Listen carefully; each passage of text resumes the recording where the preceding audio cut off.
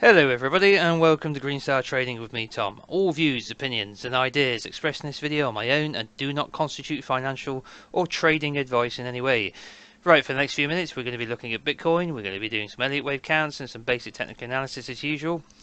But to begin we're going to be starting with our simple chart before we dig into our two potentially bullish or bearish views on Bitcoin. On our simple chart here we've got the primary wave and cycle wave degree.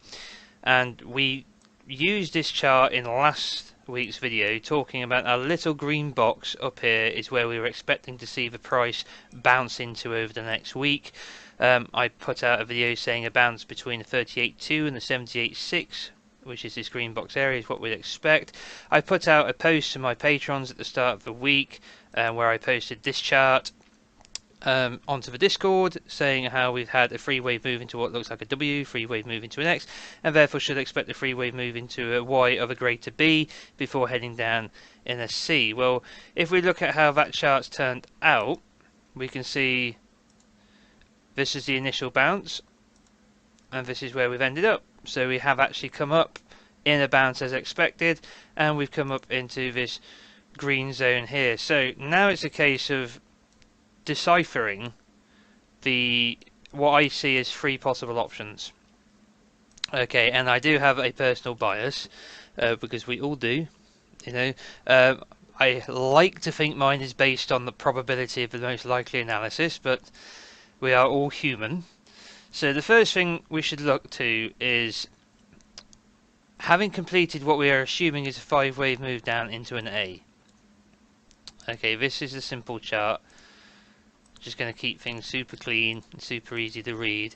So we have 5-wave move down into the A from the top. Nice and simple. And this brings us down into an A. And this should be minor. Let's be picky. This should be minor. 5 waves down into an intermediate A. We're then doing a B, C into a B, or we're doing a W, X, Y into a B. Now the wave structure is the only thing that's going to be different here. The expectation to complete inside of this green box, this target zone, is the same. It's just, do we go higher or do we go lower? Or do we finish higher within the target range, I should say, or do we finish lower within the target range? So we can see so far we've come to the green line here, which is the 38.2. Now we're in log scale, so let's just come off log for a minute and auto the chart. We'll look at it in both. We haven't quite made it to the 38.2 yet.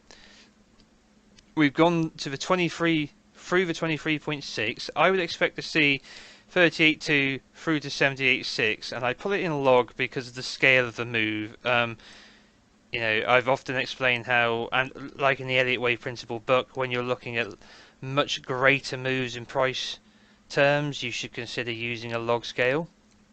Now, if we look at what the move from the low back to the high would represent, you can understand why I've done this. We'd be having to look at Bitcoin making 126%, so basically more than doubling. Alright, so any retracement is significant in terms of overall price move. This should be down at the 78.6, there we go. So we've entered correction territory. So the way I see it now is, let's start with the ABC idea. So this is the idea that we've got a regular flat within the B. So if we take the start of our A, we can see that we get a 90% retracement in the B. Now this is exactly what we'd expect to see in a regular flat. We go up, the B retraces the vast majority of the price action of wave A, and then we begin a 5-wave move in the C. I think we're going to have to come down to a smaller time frame, let's say the 4-hour, and the only question we need to ask ourselves now is, what's the relationship between the A relative to the C from the B? Do we have 5 waves complete for a C? Because that's the only difference. In an ABC correction, the wave count will be 3, 3, 5. That's what we'd expect to see in ABC flat correction. 3 waves here in the A. This is a double combination, although it will be labelled W, X, Y. within the B wave, it's still a free wave move. It will be constructed of several more subwaves, but it's counted as a free wave move because it's labelled as such. It's labelled as a WXY rather than an impulsive move, which is labelled in numbers 1, 2, 3, 4, 5. So let's just pop a simple label on here now. So bump, bump, bump. This is a W, this is an X, and this is another free wave move and a Y, comprising of a free wave move in itself. Free wave moves into an A, WXY here, double combination in the B, and then now we should see 3, 3, and now we should see 5. There's an argument to suggest it's done, because you could say 1, 2, running flat to here maybe, then 1, 2, 3, at the top here, 4, 5, C complete. Alright, so there's an argument to suggest that the bounce is done, and we just made it into the target box here, just pipping the 38.2% retracement, which is normally around the minimum retracement for a zigzag, for a B in a zigzag. Right, so this is the wave, this is option 1. Let's just check our wavelengths now. So going from A and projecting from the B, we come to the 123.6, 138.2 exactly. We go beyond parity, which is 100. So the first target after the 100 is the 123.6. Okay, and then the next target is the 1618. I have the 138. Sorry, the 131.8 here. It's kind of like an overrun. It's the same reason I have the 65 set just beyond the 61.8. If the 123.6 doesn't catch it, the 131.8 will probably catch it. And that's what we've seen here. We've just run up a little higher. This could be 1, 2, 3, 4, 5 waves complete.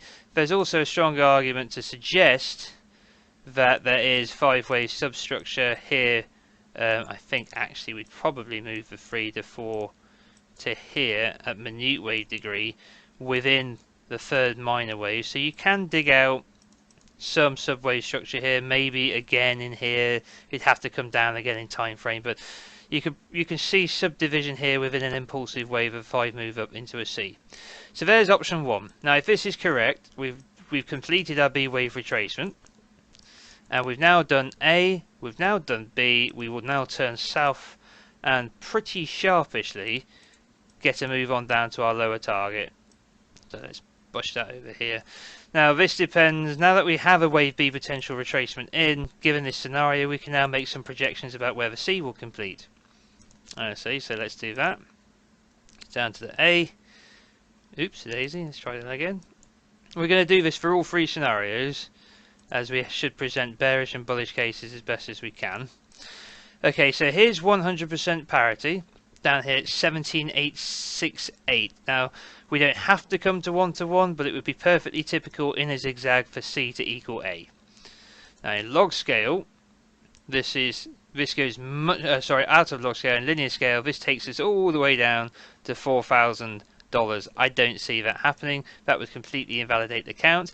I think price measurement here, like I said, 100%, more than 100% move back to the top from this low, and from where we're projecting our 4, that would be a move of 259% required to recapture the high. That's plenty deep enough for a C. So I think because of the scale of the move from 3,000 at the bottom of 2018 to 62,000 or 64,000, we have to work in log scale here to make sense of this correction, just due to the sheer price range we're working with.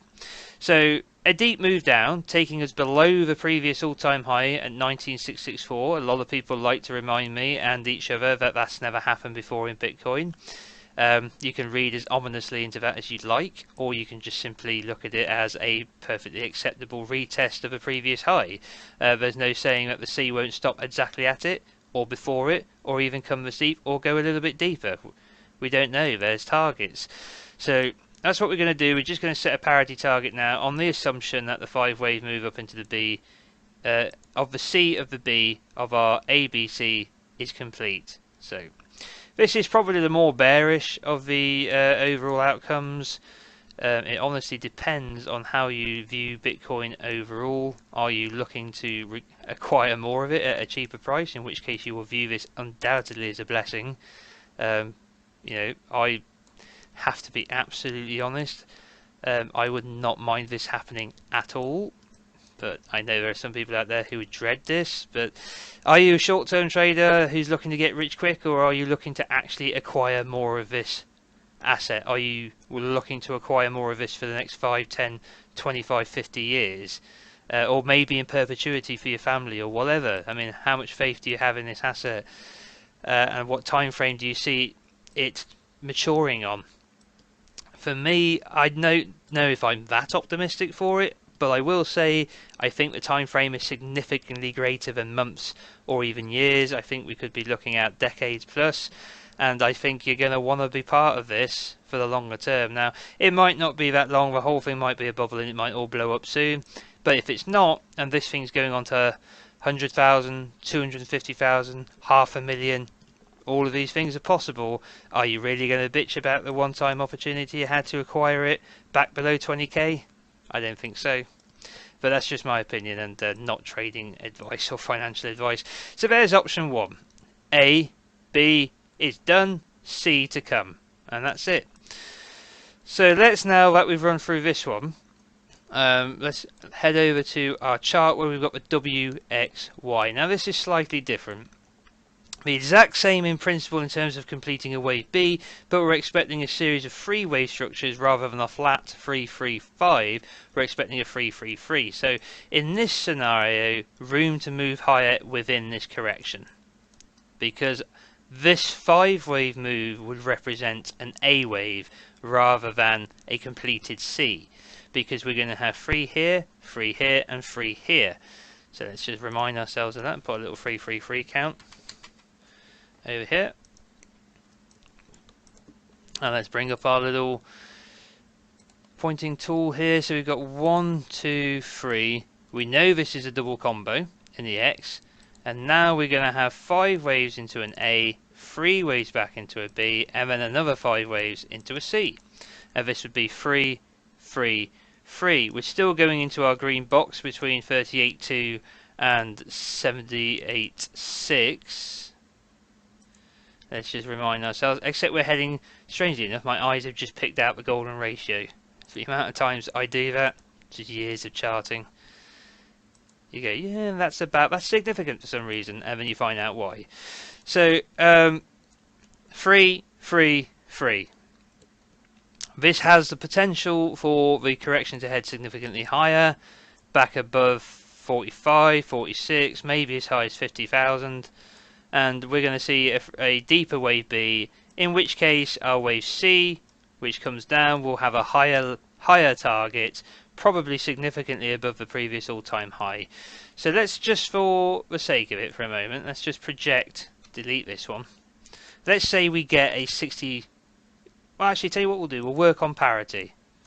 Alright, I think that's probably the best bet for this option. We have to assume that the norm is going to play out. So let's take the WXY is the same as our ABC. We know we're at the 23.6 of 38.2. So let's take the idea of an extension here to the 618.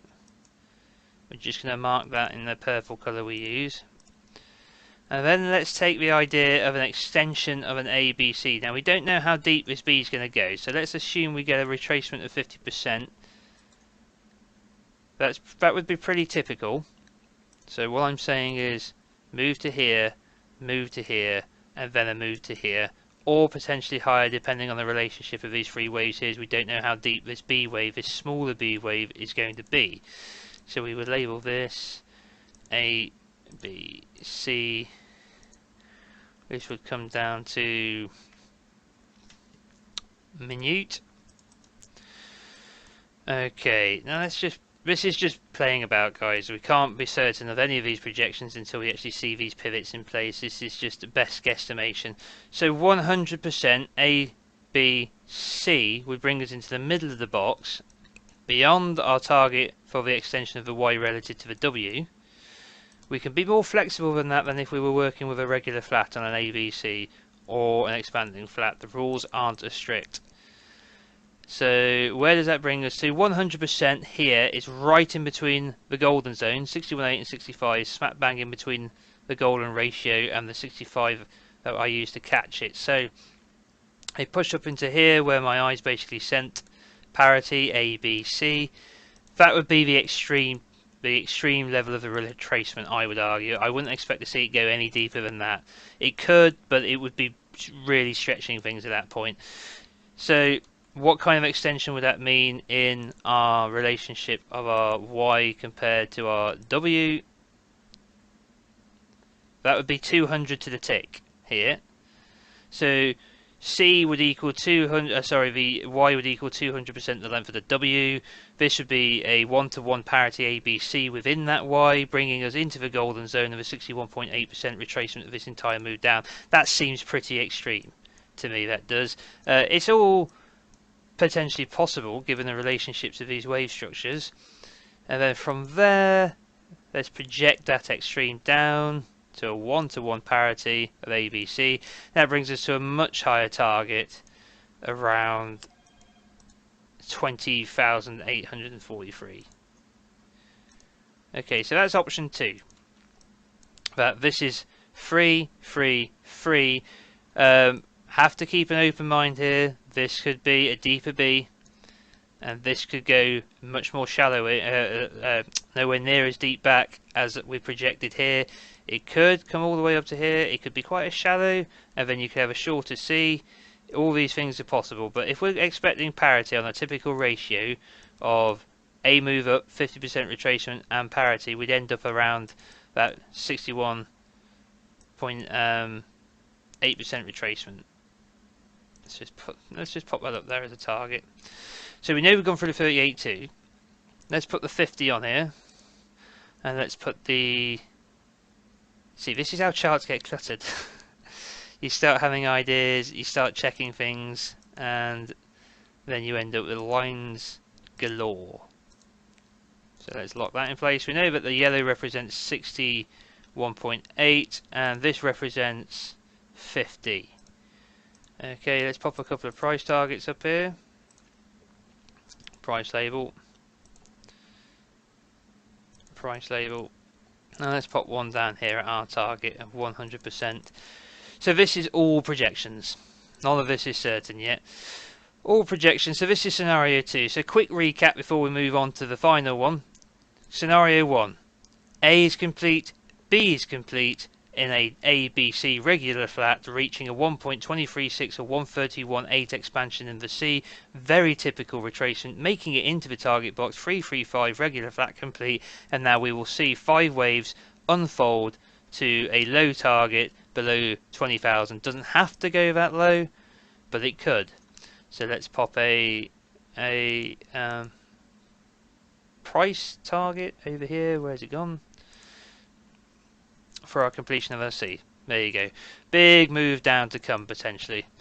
A, B, C, or A, B, C, but with a free correction in the middle, taking us to a deeper correction. Let's now go behind door number 3 and look at the bullish idea. Okay, so the bullish idea is we've bombed. I mean, obviously, that would be the bullish idea, wouldn't it? That the correction is over and we're impulsing off of a low into a new high, and we're on our way to the moon. So this is the problem when you get this kind of price action. I'm personally leaning into the idea that we've got more corrective action to come. The overall scale of this primary wave 4 will be greater in length and share greater similarity with the primary 2 in terms of time frame, and therefore I think we've got deeper to go. But I could be wrong, and therefore we have to entertain the possibility of being so and look at a bullish count. The only way I can get us to complete down here in a 4 is the first idea I came up with all the way back in bloody May, which was the idea that we were in an expanding flat. An expanding flat that has gone way beyond the pale in terms of the length of the C in the primary wave 4. So let's just recap. A, B, C. Like this. A comes down to here, 3 wave move into the B to a higher high, and then 1, 2, 3, 4, 5 waves move down into a completed C, and then a 1, 2 to a higher low. Now we're impulsing in a 3, and we won't stop until we get to new highs. really is that simple. We're using this pitchfork to frame it. And you know, I've mentioned before that the pitchfork is doing a bloody good job of framing this market. This is why I absolutely love these things. But the problem is you can quite easily find a pitchfork to fit the price action, which the algos are potentially trading, but it doesn't necessarily mean that it supports your count. So you have to be cautious about your personal bias here. So I pointed out before how we had this test of the median line here, move towards the outer bound, break through the median line after testing it here, find support at the outer bound, move back up to the median line to test it here, and we have all these touches along the 61.8, which is a golden ratio here, bum, bum, bum, bum, bum. And then we go tap to here, move back through the median line, snagging around the 38.2 here, got the 50, 61.8 and 78.6 all to push through here. So if we bombed, and it's a big if, like I said, it's not my preferred count, but it could be possible. Let's just tidy up a little bit, get rid of this. I'm still on the brush. Turn the brush off and hide this away for a moment. So, how are we going to count this? Okay, there is the trickiest thing about this whole thing is this one, because I can't get it to finish here. I have to finish it here because when we come down to a smaller count, it's the only way to get an impulse. Excuse me. An impulse off of the low. I think we have to come down to the 15 minutes to see it clearly. Move across. Yeah, you have to come all the way down to the 15 minutes to see this thing clearly, which in itself makes me a little suspicious. 1, 2, and then 3, 4. What is this? 5. See, very, very odd that, isn't it? Look at this price action. But we get 5 ways rather dubiously into a 1. We then move down. We get this expanding flat. 3, 3, 5. Bum, bum, bum, bum, bum. Into an A. Expanding flat into an A. We get what looks like a double combo into a B. And then we have to get this rather long-winded diagonal into a C, where we go 1, 2, 3, 4, 5, and then we complete the C above. See, we're having to really stretch things, to be honest, at this point. But we've got a high, and then we've got a higher low, so this could be 1, 2. So the only way to interpret this is as a 1, 2 as well, I would argue, because there's no way it can be the 3, 4. Because look at the length of this wave. I mean, I guess technically, let's have a look at the wavelength. 1 to 2. We've come to the 618. Maybe you could argue it's a rather messed up looking impulse. What's it in log? 618. There's very little difference here. However, I think, given the length of this too, are we going to be able to fit any kind of geometry on this? Right, always worth doing this, guys, when you're getting an initial pivot off of a low, is just set yourself up a pitchfork and see if any of the price action thus far is making any sense. You have to bear with me. Is that the low? Got 3 lows here that are all at the same level. That one's marginally lower.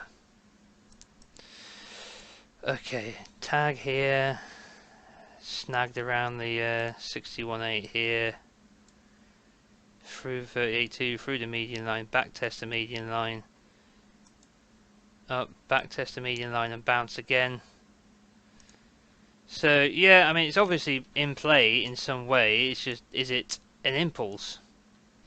You have an 80% chance of making the median line, and we've gone through it. It's just the size of this 2 is putting me off. So the invalidation point for the 3 is back at the little 1. 2. It just doesn't look right. Just doesn't look right to me. We'll hide this, we'll save it and lock it, but we'll hide it out of the way. So what about instead we're getting an even more impulsive move? That this isn't a 3 because of the awful looking relationship of it. What if it's just a 1 expanding flat into a 2 at minute degree? Then you've got 3, 4, 5 to come. Okay, and that will push us up into the minor 3, minor 4, and then 5, intermediate 1, intermediate 2, 3, 4, 5, into primary 5, all the way up to the top, the proper top, so to speak. So that's the best way I would interpret this at the moment. If I was being extremely bullish, that's how I would interpret it. I don't think this looks like a wave 3 at all. As in terms of topping out, I think this is more likely a 1, 2, 1, 2, 3, 4. Let's just have a quick look at what that kind of projection would be. Is it a fib target? Is it believable? Let's have a look. So 2.618, let's come off of the log for a minute. 2.618, 3.618, I've got it here at the 3.618. What kind of projection do we get if we look at the minute degree? This is a total guess. 1.618 here, forward roughly retrace to there, 5, 4. It seems insane, doesn't it? It seems so extreme, but this could be the 5th wave, right? Now, I don't know if you were there back in 2017, 3, 4, 5, but it went nuts. Nuts in a way that we haven't witnessed yet in this bull market. So potentially our typical fib extensions are not going to be relevant. So switching back into log, the 3 could be as high as the 3.618 up here. Why not? 4, 5, just to get an intermediate 1. So I'm not going to indulge in any more bull porn than this at the moment. This all has to prove itself. I feel that this scenario, B wave retracement now heading down, and this scenario, B wave retracement bit higher to go before heading down, are both more believable than the extremely bullish scenario we're talking about here. If we get a 3 wave move down into here, then this is either that cancel and then we bounce to a higher high.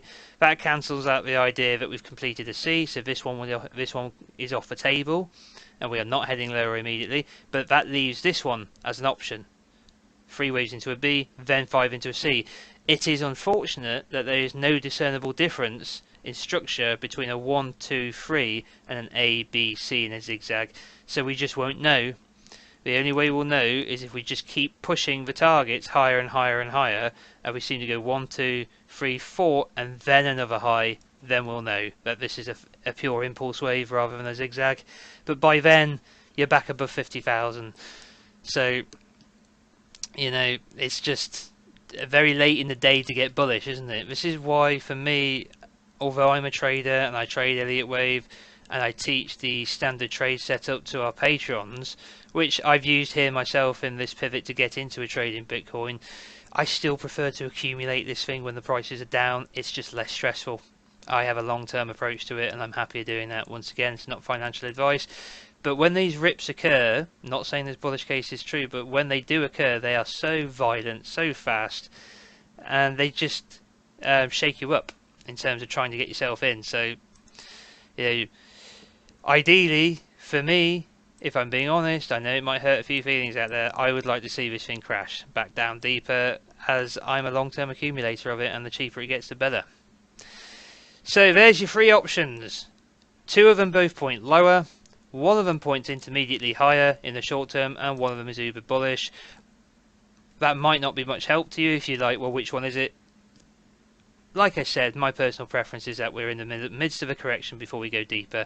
And the only reason I think that, if we're on the simple chart here, the Bitcoin naked chart, which has got the least noise on it, is because of the size of our primary 2 relative to our primary 4, and what doesn't look, in all honesty, to be complete yet. If I just bring up the downward pitchfork, there we go. So we've come to the median line, we've snagged around it, we've come back above it. It just feels like it's not complete, like we're going to come down, up, and then we're going to seek out some kind of lower support, maybe even the outer bound of this pitchfork. That would be perfectly normal to come to find the 4 before heading up. This move on its own doesn't look significant enough relative to this move to be our way forward, but it's just a feeling, a bias. I can't really point to any great technical reason. I could say time-wise, there's a big disparity between the two. 263 days relative to 107 days. There would be at least alternation in time, alternation in form. But then again, if we're talking WXY here, this could be any pattern. I mean, with 5 waves down, it has to be a zigzag, sorry. It's not going to be a flat pattern. So if this is a zigzag, it should go deeper. That's all I'm going to say. I could be wrong, but that's it, guys. I'm waffling now. I know I am. Awfully sorry about that. Let's wrap things up with some basic technical analysis then. So let's come over to our Bitcoin naked chart for a minute. We're just going to save this. Hide everything out the way. We're going to bring up our exponential moving averages, 10 in yellow, 20 in blue, 60 in orange, 250 in green. Let's just bring our volume profile back up since I haven't actually looked at it today. Come out to the weekly time frame, bring up our indicators. We have an RSI set to a 10 close with a green 30 level representing oversold and the red 70 level representing overbought. We have a MACD with a 10 for the signal in blue and 20 for the moving average in orange. So what can we see here on the weekly time frame? We're back above the 10 exponential moving average in yellow on the weekly. Bear with me one moment. Need more coffee. Right, below the 20 exponential moving average, tested it, wicked through it, currently bodying the candle below it. Could be rejection. A, B, C, here we go. Maybe that's a test of a 20 weekly average. The 60 held out like buggery. I'll give you that. This is a case of I need multiple ways of looking at it. I need to get out, and I'm not getting out below this level. I'm getting out on a bounce. That's one way of looking at it. Hence why we'll sell off further as more sellers come in. We did not body a candle through this 60 weekly average. We wicked through it, but this was support the whole time. Way above the 250, miles from our point of control. Okay, so oversold, overbought, not quite to oversold yet. Overbought, haven't quite made it to oversold. Come down below, out of the neutral zone now. Loss of bearish momentum here on the MACD. The signal is curving up towards the average here. A bullish crossover and a return to green bars on the histogram would be a sign of bullish momentum. What we're just going to do for the moment, don't tend to use it in my YouTube analysis a lot, but I do use it in my personal analysis, and for members as well we tend to spend more time looking at things. Though is just going to bring the volume up at the minute.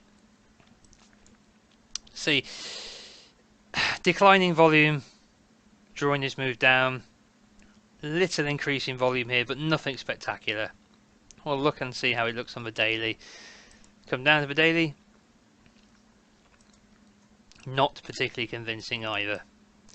Okay, so this is a positive move overall. Okay, on the daily, we have to be honest. We've gone through the 10, through the 20, through the 60, through the 250, back above it. So we're back above all major moving averages on the daily. This is very encouraging, but is also a very classic bull trap for people who use averages rather than Elliott wave or other forms of analysis. This could be easily a trap, so you have to be cautious. Volume has increased, but not like anything we've seen in the bigger bullish moves up before. If we see an explosion in volume supported by further move higher, that would be promising. Up into overbought conditions at the moment, so a likely sell-off is either A, B, C higher in the WXY, or we're done. A, B, C regular, trap a bunch of people above the moving averages, come down and shit on them all. We've seen it before lots of times. MACD back above the zero bound. signal expanding beyond the moving average, but starting to show signs of losing some bullish momentum and rolling over some darker green bars in the histogram. A short-term pullback one way or another, how deep we don't know, but a short-term pullback is inevitable. Could be the start of a collapse into a C, could be a small move before pushing higher. If it turns out to be a small move and then an explosive move higher, then we can, you know, side with our bullish camp, but I'm still not of a mindset to do that yet, to be honest. So that's the way I see things, guys. I hope you found this Bitcoin analysis useful. I know I've waffled on for quite a long time this time. Right then, if you're new to the channel, you like what you're seeing, please subscribe, smash the like, leave us a comment in the comment section below if you want to, hit the little bell notification icon to remain informed of future video releases, and thank you as always to my Patreons. Your support is greatly appreciated. We have got, what is last day of the month is tomorrow, the 31st. So the dividend calendar and stock rating system will be loaded up on the Sunday night, most likely. If you are interested in becoming a patron, please follow the link below in the description. Have a look at the tiers, see if there's anything you like. I would argue that you wait until the 1st of August, because you will get charged the moment you sign up, and you will get charged on the 1st of every subsequent month. So just leave it till the start of the month. If you're not following me on Twitter yet, there's a link to my Twitter feed below as well.